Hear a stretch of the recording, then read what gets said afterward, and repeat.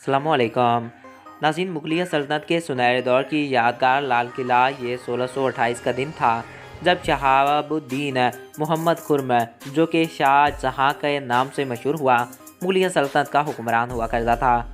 इस वक्त मुग़ल सल्तनत का दारुल हुकूमत आगरा था।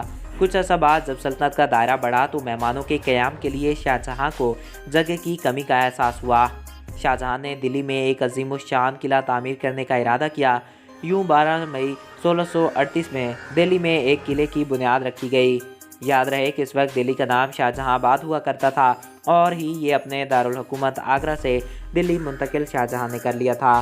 किले की तामीर का काम 13 मई 1638 को मुहर्रम के मुक़द्दस महीने में शुरू हुआ। इसका डिज़ाइन उस्ताद अहमद लाहौरी ने बनाया, जिसने ताजमहल भी तामीर किया था। सुर्ख और सफ़ेद रंग शाहजहाँ के पसंदीदा रंगों में से एक थे, इसलिए इस किले में ज़्यादातर सुर्ख पत्थर इस्तेमाल किया गया। सुर्ख रंग की दीवारों की वजह से इसे लाल किला कहते हैं। शाही ख़ानदान की रिहाइश का ये किला मुबारक किला के नाम से भी मशहूर हुआ। कहते हैं कि दरिया यमुना के करीब जहाँ किला मौजूद है, इस जगह का इंतखाब नजूमियों के मशवरे से किया गया था।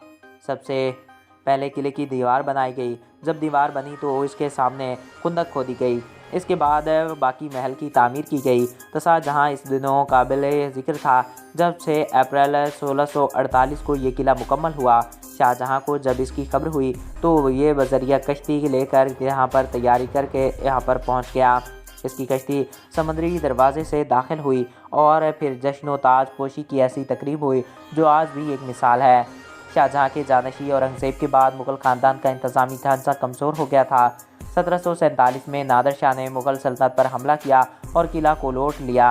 फिर तकरीबन 1857 के दौरान में मेरठ से आए बागी सवारों ने किले के अंदर एक इमारत में ठहरे और इसको अपना हेडक्वार्टर बना दिया। शाह जफ़र को अपना बादशाह करार दे दिया। इस गुस्से में अंग्रेज़ों ने तोड़ फोड़ करके इस किले को नुकसान पहुँचाया। इस तोड़ फोड़ में जो इमारतें बच गई इनमें लाहौरी दरवाज़ा, अछत्ता बाज़ार, नगाह खाना, छोटी बैठक, बड़ी बैठक, ख्वाबगाह, दीवान आम और दीवान ख़ास और इनके साथ साथ 5 महल भी शामिल हैं। इन महलों में एक रंग महल भी है जिसको इम्तियाज़ महल का नाम दिया गया है। दीवान ख़ास की छत चांदी की बनी हुई है और सून और रस्सियों पर सोने का पानी इस्तेमाल किया गया है। इसके साथ एक नहर बहती हुई हमाम तक जाती है जिसे नहर बहत कहा जाता है। तो दोस्तों, ये थे लाल किला के बारे में कुछ अमेजिंग फैक्ट्स है। आई होप आपको ये वीडियो पसंद आया होगा और आपकी मालूमात में इजाफा हुआ होगा।